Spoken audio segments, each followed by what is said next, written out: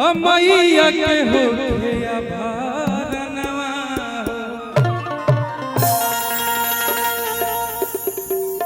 अरे निमिये तरवा खोले रमाई के दूधा के कालहवा।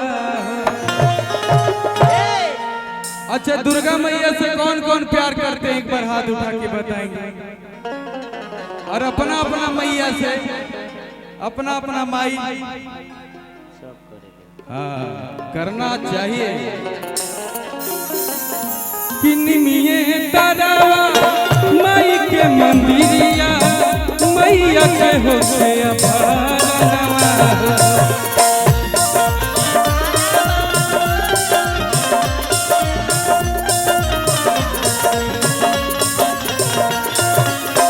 निमिये तरवा माई के मंदिरिया मैया के होखे आभारनवा। हरे निमिये तरवा खोले माई के दूध के काला।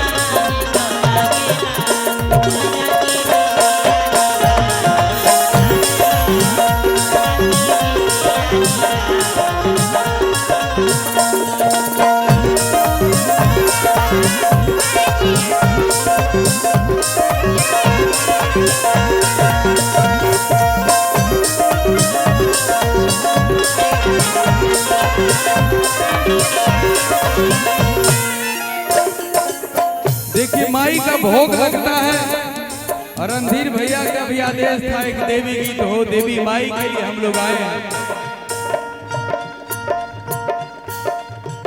दवन मड़ुइया गुरही भेलिया संगे संगे यारबा चौरिया।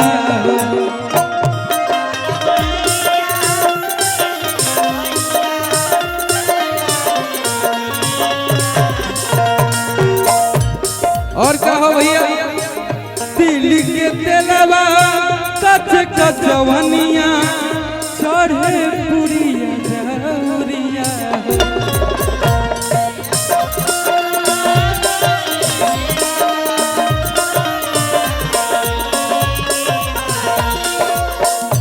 अरे भोगावाला गइले मैया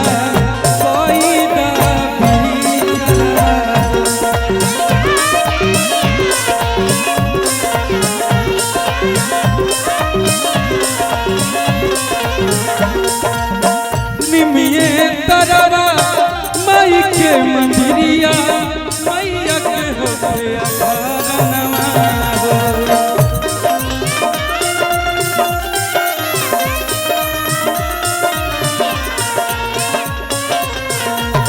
अरे निमिये तरवा खोले माई के दूध के कालहवा।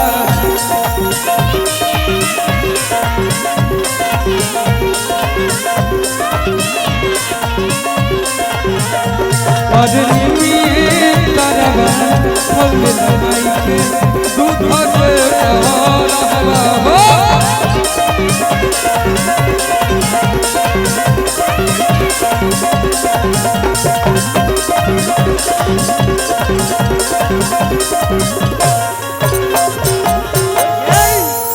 बोलिए दुर्गा मैया की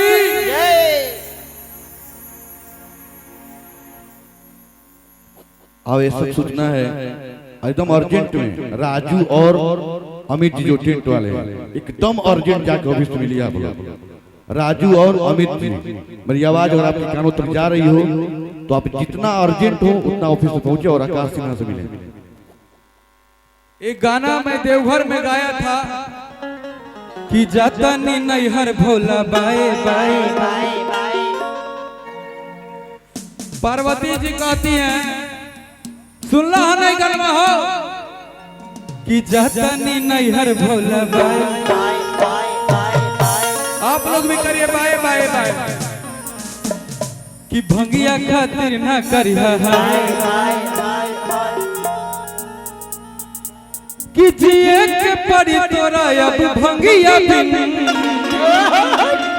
जिए के पड़ी तोरा अब भंगिया बिन। हम चाहब कि करी ना जियावा, ये लाइन सुनी गावा। हेलो